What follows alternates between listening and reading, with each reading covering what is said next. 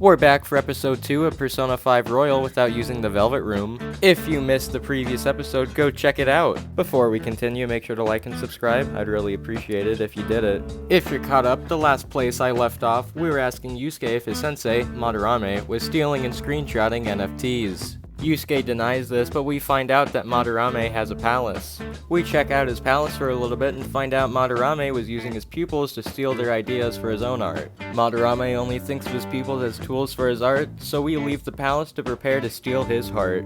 The next day after school, we go to Yusuke's house again to convince him that Madarame is an asshole, but Yusuke gets all pissy and forces us to leave. He also wants An to be his nude model, but that part will be relevant a little later on in the plot. The next day after school, we begin our mission to steal Madarame's heart. I begin my infiltration on the 18th to get this palace over with as soon as possible. I change Kodama to be my main persona for this palace because he has the best skills and stats out of my collection so far. I unlock a chest with an Atom Ring accessory, which should be helpful for me. The Bringer of Misfortune Shadow is weak to nuke attacks, which will be good because I'll be able to grind EXP a little bit from the strong shadows in this palace. Morgana thinks that he has to have some kind of golden vase, but it's a trap that turns on some lasers. When I went to go turn off the lasers, I got ambushed by a shadow and died. That's like 3 deaths for the kill count right now. After I had died, I equipped the ARM PC on my teammates. At first I was against DLC accessories, but then since I remembered it comes from free DLC that anyone can have, I think I get a pass and can keep going. I was able to rescue my teammates and continue on. I reach a door that can only be opened if Madarame sees a door open in reality, so we come up with a plan to get it open. I nab the first will seed and head out of the palace. Since Yusuke is a horny fuck, An fakes being a nude model for him so Morgana can lockpick open the door, while Joker and Ryuji wait for the door to open in the palace. Morgana gets the door open and An pulls Yusuke into the dark closet for some non-consensual 7 minutes in heaven. The door opened up in the palace so Joker and Ryuji go disable the security. We had an encounter with a mini-boss, but it wasn't too hard. It turns out Madarame has been collecting NFTs. Yusuke wants to take a screenshot, but Madarame calls the police before he can. An takes Yusuke to the palace, and he awakens to his own persona. Evil blossom, be it known. Abominations are fated to perish! We take out some enemies and go back to reality.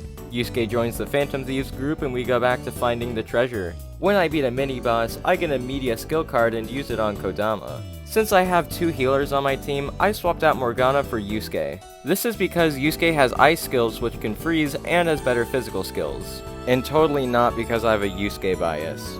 I felt like I had an interesting strat for the mini-boss protecting a will seed. I had An put it to sleep while I buffed Joker and debuffed the Shadow.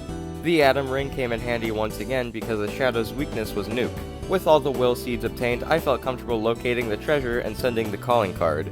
I sent it as soon as possible once again to get the fight over with so I could have more free time after school. When we steal the treasure, it turns out what we stole wasn't the real treasure.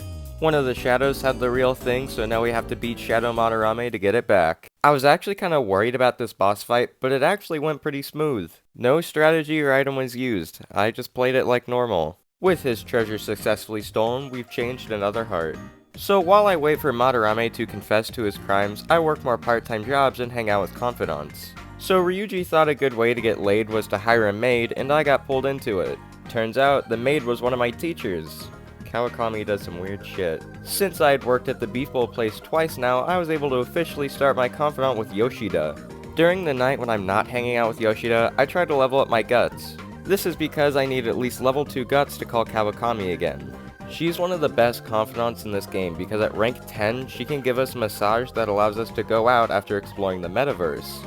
Along with brewing coffee and making infiltration tools while I'm away, she will help us a lot during this run. I start Kasumi's confidant on the 30th and spend more time on confidants. Madarame confesses to his crimes and that's another palace finished. I hope you enjoyed part 2 of this run. It was shorter than I had thought, but hey, what can you do? Part 3 should be coming soon. I hope you all have a wonderful day and I will see you all later.